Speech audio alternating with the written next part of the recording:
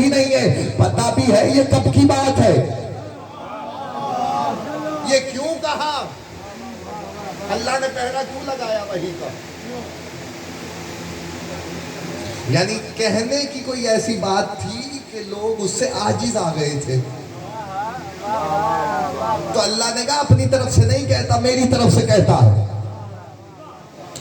جو کہتا ہے میری طرف سے کہتا ہے، جملہ ضائع ہو گیا تو دکھ لگے گا، میں جملہ آپ کے حوالے کر رہا ہوں بصدقہ محمد و اہل بیت محمد، تو اب یہ عدل مصطفیٰ ہے، اس سے زیادہ اچھی شان رسالت کوئی بیان کرے تو اسے لے آنا، میں جملہ آپ کے حوالے کر رہا ہوں، یہ عدل مصطفیٰ ہے کہ وحی کا پہرا لگا ہوا ہے، وہ کہہ دے قرآن ہے تو قرآن ہے، حدیث ہے تو حدیث ہے، یہ عدل مصطفیٰ ہے، ورنہ وہ تو جو کہہ رہا ہے وہ وحی الہی سے کہہ رہا ہے، اب جملہ ضائع ہو گیا تو دکھ لگے گا، وہ کہے یہ قرآن کی آیت تو قرآن کی آیت، وہ کہے من کنت مولا تو یہ بھی وحی الہی۔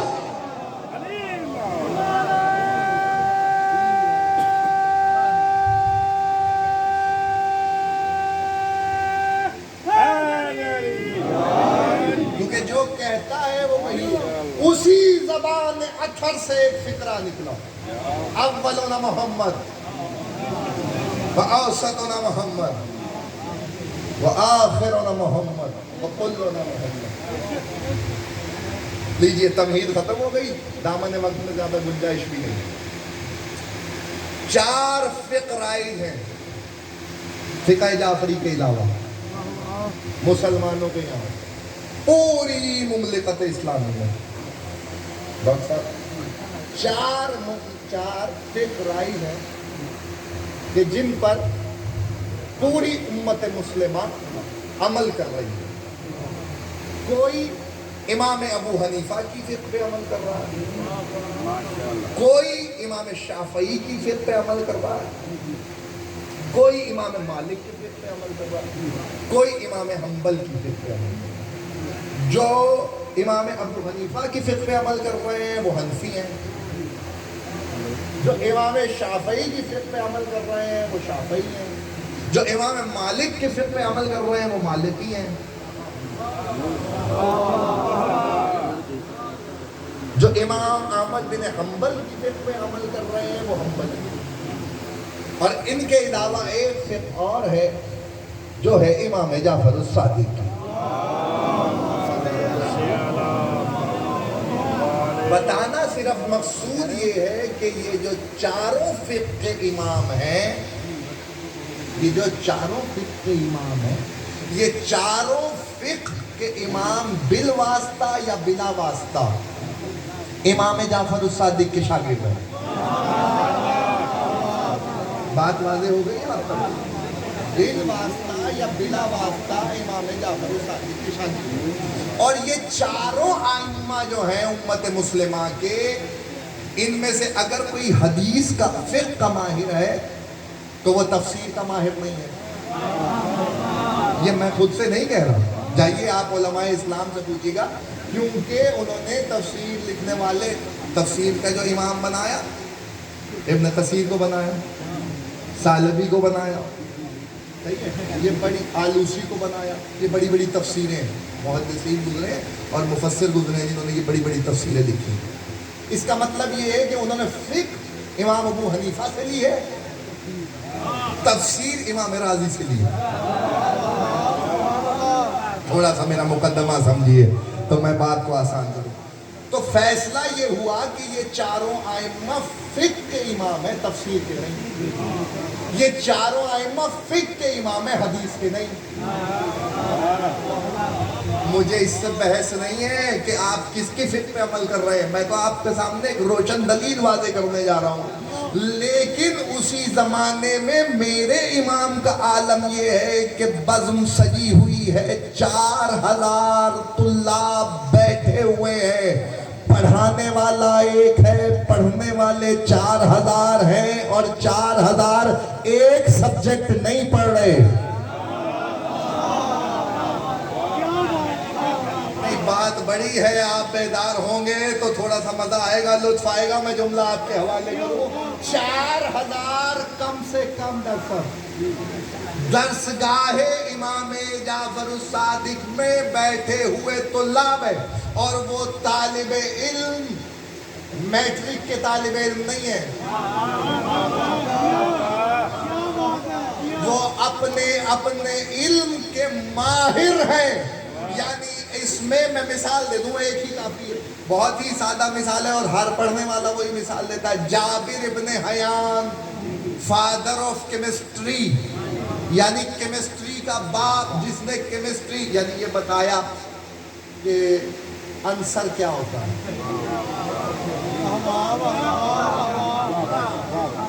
पानी में आंसर पाए जाते हैं जिसकी वजह से पानी बनता है।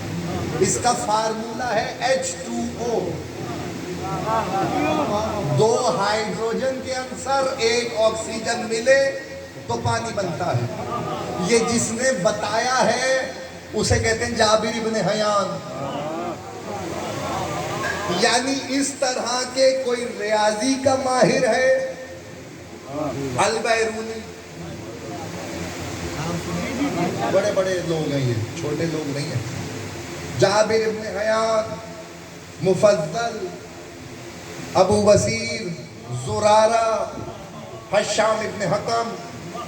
और अब ये मजे की बात सुनिए, आपने देखा है जब स्कूल में बच्चे को दाखिल कराने के, तो मुशाहिदे की बात है, जब बच्चे को स्कूल में दाखिला कराने के लिए जाते हैं तो अगर पहली जमात का बच्चा होगा तो सारे ही पहली जमात के होंगे।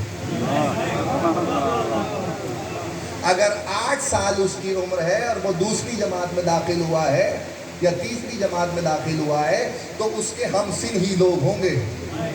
लेकिन खुदा की कसम, इमाम जाफर सादिक की बज़्म में कोई 11 बरस का है, कोई 17 बरस का है, कोई 63 बरस का है, कोई 53 बरस का है, कोई 80 बरस का है, कोई 90 बरस का है। इमाम के सामने जानू खम किए हुए हैं। बताना तो आपको ये है कि यहाँ पाकिस्तान में अब तो पोस्ट ग्रेजुएट भी शुरू हो गई, पोस्ट पीएचडी भी पढ़ाना शुरू कर दिया है, लेकिन बहुत कम प्रोफेसर हैं जो पोस्ट पीएचडी पढ़ाते हैं। अभी तक जो आम फहम लोग हैं उन्हें यही पता है कि मुमलिकत पाकिस्तान खुदादाद में जो सबसे बड़ी डिग्री है वो पीएचडी है, जिसके बाद डॉक्टरेट कहलाता है। और डॉक्टरेट का मतलब ये होता है कि वो उस फन में माहिर है। अगर मैं किसी यूनिवर्सिटी में दाखिला लेने के लिए जाऊं और मैं कहूं कि मैंने पीएचडी करनी है, तो मुझे उसे बताना होगा कि किस सब्जेक्ट में पीएचडी करना चाहता हूं। अगर मैं तफसीर में पीएचडी करना चाहता हूं तो मुझे माहिर तफसीर सुपरवाइजर रखना पड़ेगा, जो मुझे गाइड करेगा कि कहां कहां से मवाद लेना है और कहां कहां से मकाला लिखना है। बात मुश्किल ना हो जाए, मैं जुमला आपके हवाले कर रहा हूं। अगर मुझे हदीस में पीएचडी करनी है तो फिर तफसीर वाला मुझे माहिर नहीं चाहिए है, फिर मुझे हदीस का माहिर चाहिए होगा। यानी एक इल्म के लिए एक माहिर होता है। खुदा की कसम, ये निजाम बनता है तो मुमलिकत खुदादाद में तवज्जो फरमाइएगा। कायनात आदम आलम में इस घराने के अलावा दूसरा नहीं मिलेगा। पढ़ने वाला अगर रियाजी पढ़ने आया है तो पढ़ाने वाला जाफर सादिक है। पढ़ने वाला केमिस्ट्री पढ़ने आया है तो पढ़ाने वाला जाफर सादिक है। पढ़ने वाला अगर बायोलॉजी पढ़ने आया है तो पढ़ाने वाला जाफर सादिक है। पढ़ने वाला अगर दीन पढ़ने आया है तो पढ़ाने वाला जाफर सादिक है। और फिर वहां कैद भी नहीं है कौन कितने बरस का आएगा। ये जो तुम आज मजलिस में दर्स लेने के लिए आते हो, आने वाला कोई 60 साल का है, कोई 15 साल का है, कोई 70 साल का है, बताने वाला एक है।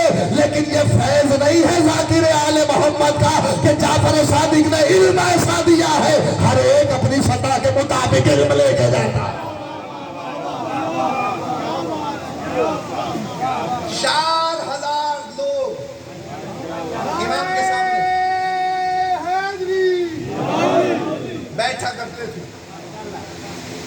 अच्छा, अब ये याद रखिएगा, दिल बहुत चाह रहा है कि कुछ पढ़ूं। अभी तो मैंने आगाज किया है। यूनानी तहजीब बड़ी कदीम है और वो जुपिटर को अपना खुदा मानते थे।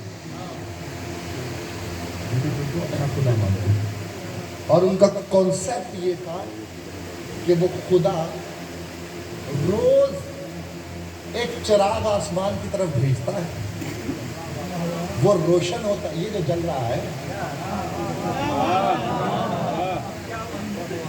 وہ سورج وہ چراغ ایک جاتا ہے. پڑھ پتا کہاں سے رہا ہوں؟ کتاب کا نام ہے سپرمین ان اسلام. کیا بات. 25 پروفیسر جن میں ایک لبنان کا ہے اور ایک ایران کا ہے. باقی 23 پروفیسر کوئی جرمنی کا ہے, کوئی اٹلی کا ہے, کوئی فرانس کا ہے, کوئی اسپین کا ہے. سارے غیر مسلم ہیں. انہوں نے کتاب لکھی ہے امام صادق پر. 25 تحقیق کرنے والوں نے, 25 دانشوروں نے. اس کا اردو میں جو ترجمہ ہے اسے کہتے ہیں مغز متفکر اسلام. متفکر اسلام وہاں سے پڑھ رہا ہوں. وہ کہتے ہیں کہ جب صبح نمودار ہونے لگتی تھی تو جوپیٹر ایک چراغ بھیجتا تھا اور وہ چراغ سارا دن روشن رہتا ہے. اسی کی وجہ سے حرارت ہے زمین پہ, اسی کی وجہ سے روشنی ہے. شام ہوتی تھی, یہ یونانیوں کا فلسفہ ہے. وہ چراغ بجھتا ہے, ڈوبتا ہے اور ختم ہو جاتا ہے. اگلے دن پھر نیا چراغ ابھرتا ہے. یعنی اس کے پاس کئی ہزار کئی لاکھ سورج ہیں, روز نیا سورج. اگر توحید کی بات ہو تو پھر ان کا دروازہ چھوڑنے کو احمق پن ہی کہا جا سکتا ہے اور کچھ نہیں کہا جا سکتا, کیونکہ توحید کے سب سے بڑے محافظ یہ ہے, خدا کی قسم نظریہ باطل کرنے والا کوئی اور نہیں ہے, علی علیہ الصلوۃ والسلام ہے. آپ پوچھیں وہ کیسے؟ نہ علی, توجہ, بابل کی سرزمین پہ عراق, بابل کی سرزمین پہ علی کے گھوڑوں کے قدم تھے اور تیز دوڑتے ہوئے گھوڑوں میں ایسے میں جویریہ آیا قریب اور آ کے علی سے کہنے لگا, صحابی ہے امیر المومنین کا, اس نے کہا مولا نماز کا وقت ہو گیا ہے. نہیں, نماز کا وقت ہو گیا. علی نے کہا تیز گھوڑوں کو دوڑاؤ, اور آدھا لشکر علی سے پیچھے رہ کے نماز پڑھنے میں مشغول ہو گیا. ڈاکٹر صاحب مجھے بتائیے, وہ جس نے علی کو چھوڑا کیا اس کی نماز ہو گئی؟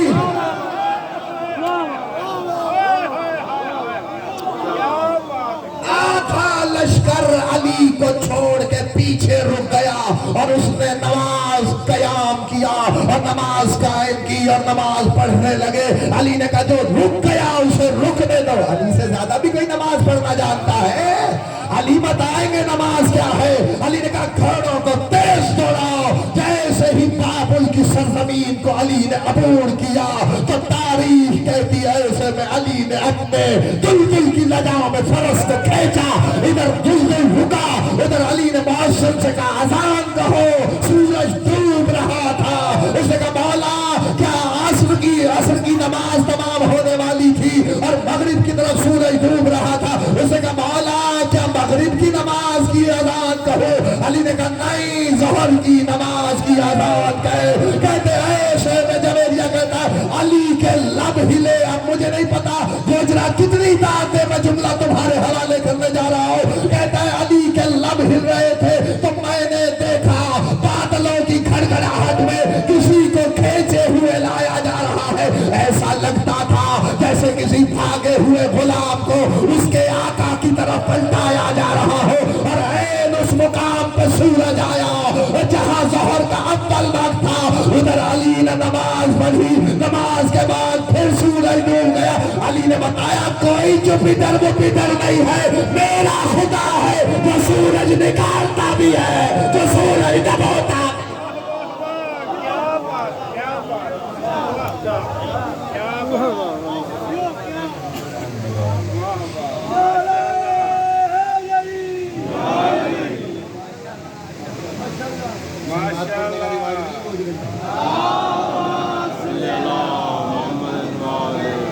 ایسی صلوات پڑھے صادق آل محمد فرماتے جن کا ذکر کر رہا ہوں, جو ہمارے ذکر میں کھلے دل سے صلوات بھیجتا ہے اس کے رزق میں کبھی کمی نہیں آ سکتی. اللہم صلی علی محمد و آل محمد. دو فکرے اور बात तमाम दादा बोझ नहीं बनना क्या बात, क्या बात। सूरज निकला फिर डूबा फिर निकला पहले अल्लाह ने कहा फिर उसके वली ने कहा बात लंबी हो जाए अशरे का उन्वान है खुदा की कसम रद्द शम्स 18 दफा हुआ है एक दफा नहीं हुआ जिस जगह हुआ है वहीं मस्जिद है जहाँ हुआ वहीं मस्जिद बनी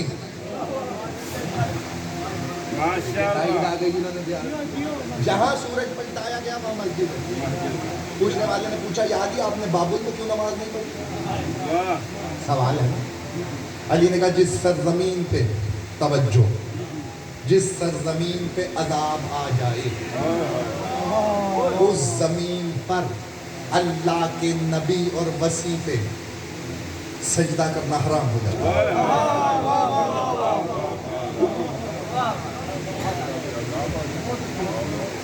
सुन लिया आपने ये नजरिया इमाम जाफर सादिक की बज़्म में पहुंचा सूरज को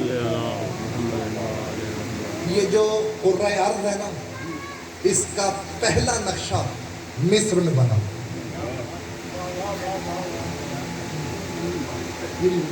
पूरी कायनात का कि कौन सा सितारा कहाँ है अताद ज़ोहरा मुश्तरी ज़ोहल सूरज ज़मीन चाँद ये पहला जो ग्लोब बना ये मिस्र में बना और बनाया गया बेथलियनस की थ्योरी पर उसकी थ्योरी ये थी तवज्जो उसकी थ्योरी ये थी कि जमीन के गिर्द सूरज घूमता है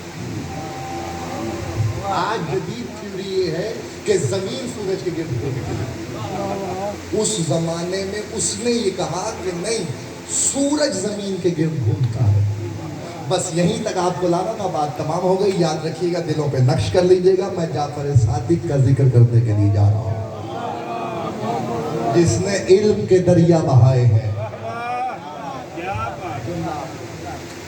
बसत कहे मोहम्मद है जैसे ही बेथलियनस की थ्योरी मिस्र पहुंची तो उन्होंने ग्लोब बनाया तो सब बड़े कीमती जुमले हैं तारीख कहती है कि ऐसे में जब ग्लोब बना मिस्र में मोहम्मद वाले मोहम्मद का एक चाहने वाला इमाम मोहम्मद बाकिर सल्लल्लाहु अलैहि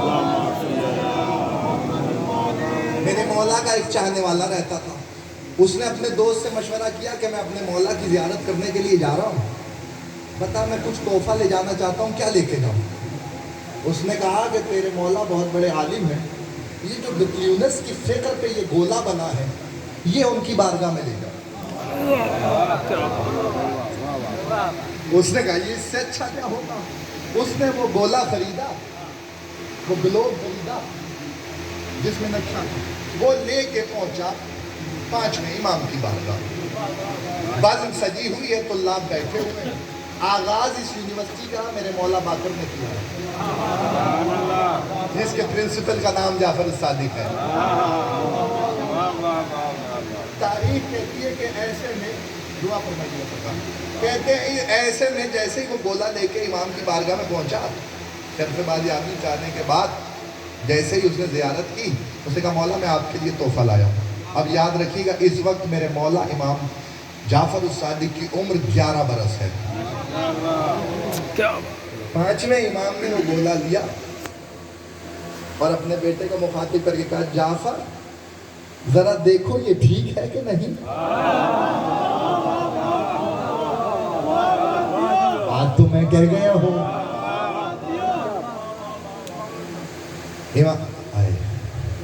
छठे मौला ने वो ग्लोब हाथ में लिया और कहने लगे ये किसकी थ्योरी पे बना यानी ये किसके कहने पे बना उसने कहा मौला ये बेथलियनस के कहने पे बना है का क्या नजरिया रखता है कहने लगा वो नजरिया ये रखता है फिक्र देखिए इमाम की 11 बरस के हैं कहने लगा वो नजरिया ये रखता है कि सूरज जमीन के गिर्द घूमता है इमाम ने कहा अगर सूरज जमीन के गिर्द घूमता है तो जमीन पर हर वक्त दिन रहना चाहिए क्या बात بتا سکتے ہیں.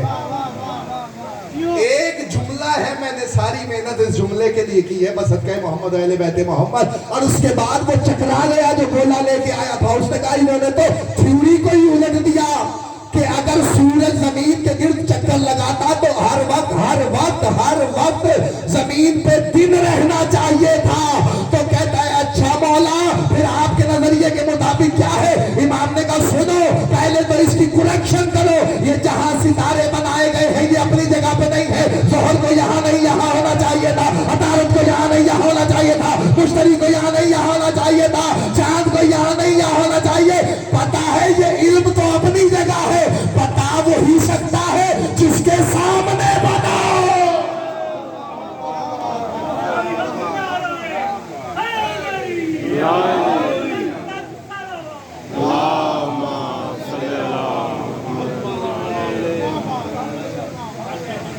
اسی امام کی مصیبت کے دو جملے سن لیں, رونے کے لیے کافی ہو جائے گی. مصائب جو ہے وہ احساس کا نام ہے, مار دھاڑ کا نام مصائب نہیں, احساس کا نام مصائب. آپ کو پتا ہے یہ جو مجلس کا طریقہ, دستور, یہ کس کا وضع کیا ہوا؟ یہ میرے چھٹے مولا امام جعفر صادق کا بتایا. جملہ سنیں, شاید اسی جملے پہ مجلس ہو جائے اور مجھے آگے کچھ کہنے کی ضرورت ہی نہ پڑے. مدینے والے کہتے ہیں, ڈاکٹر صاحب مدینے والے کہتے ہیں, مقتل کی کتابوں میں نے پڑھا, مدینے والے کہتے تھے کہ ہم نے کبھی آسمان پہ محرم کا چاند نہیں دیکھا.